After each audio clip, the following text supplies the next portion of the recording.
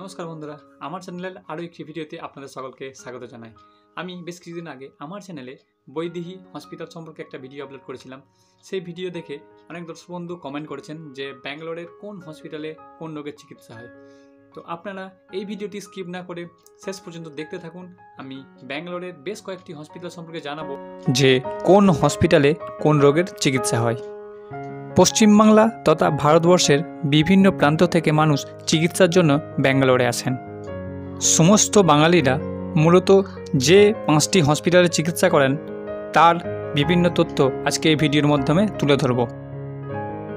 প্রথমেই আসি ব্যাঙ্গালোর তথা কর্ণাটক সরকারের সরকারি হসপিটাল, সেটি হলো ভিক্টোরিয়া হসপিটাল। এই হসপিটালে আপনি আপনার সব ধরনের রোগের চিকিৎসা করাতে পারবেন এবং এই হসপিটালের চিকিৎসা খরচ অনেকটাই কম। মোট খরচের 3 ভাগের 1 ভাগ দিলেই আপনার সম্পূর্ণ চিকিৎসা কমপ্লিট হয়ে যাবে। এই হসপিটালে কোন কোন রোগের চিকিৎসা হয় সেটির একটি তালিকা দিলাম। পরবর্তী হসপিটালটি হলো ভারত বিখ্যাত সাই বাবা হসপিটাল। এই হসপিটালের একটি গুরুত্বপূর্ণ তথ্য হলো যে এই হসপিটালে কোনো আপনি ক্যাশ কাউন্টার খুঁজে পাবেন না, মানে এখানে সম্পূর্ণ ট্রিটমেন্টটা বিনামূল্যে হয়। এবার জানাই এই সত্য সাই বাবা হসপিটালে কী কী চিকিৎসা হয়। এই হসপিটালে প্রধানত কার্ডিওলজি অর্থাৎ হার্টের চিকিৎসা হয় এবং নিউরোলজি অর্থাৎ নার্ভের সমস্যার জন্য যারা ভুগছেন তারা এই সাই বাবা হসপিটালে চিকিৎসা করানোর জন্য আসতে পারেন। এই হলো সাই বাবা হসপিটালের চিকিৎসার সম্পূর্ণ তালিকা, আপনারা একটু দেখে নেবেন। পরবর্তী হসপিটালটি হলো বৈদেহী হসপিটাল। এই হসপিটালের খরচাও তুলনামূলক অনেকটাই কম। এই হসপিটালে আপনারা সমস্ত রোগের চিকিৎসা করাতে পারবেন। এই হসপিটালের চিকিৎসা খরচ বহন করা সাধারণ মানুষের পক্ষে সহজসাধ্য। এবার আসা যাক বৈদেহী হসপিটালে কোন কোন রোগের চিকিৎসা হয় তার একটি তালিকা আমি আপনাদের সামনে তুলে ধরলাম। বৈদেহী হসপিটালে কিভাবে চিকিৎসা করাবেন সমস্ত তথ্য আমার চ্যানেলে ভিডিওতে আছে, আপনারা একটু দেখে নিতে পারেন।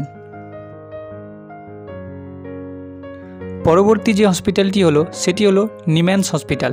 এই হসপিটালে মূলত নিউরো সমস্যায় যারা ভোগেন তাদের চিকিৎসা করাতে পারেন।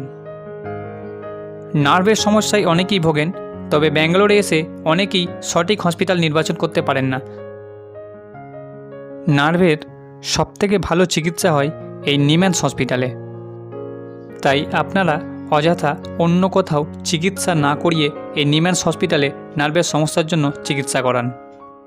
এই হসপিটালে চিকিৎসা খরচ একটু বেশি হলেও সাধারণ মানুষের পক্ষে সহজসাধ্য।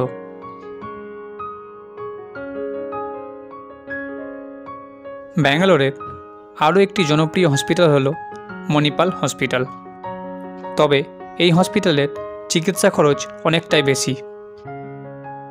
মধ্যবিত্তদের কাছে অনেকটাই ব্যয়বহুল এই হসপিটাল, তবে এই হসপিটালে উন্নত মানের চিকিৎসা হয়। এই হসপিটালে আপনারা আপনাদের সমস্ত রকম রোগের চিকিৎসা করাতে পারবেন।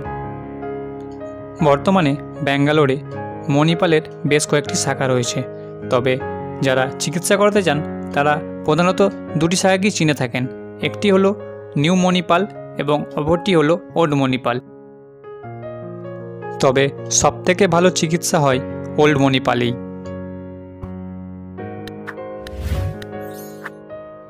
এই ছিল ব্যাঙ্গালোরের কোন হসপিটালে কোন রোগের চিকিৎসা হয় তার সমস্ত তথ্য।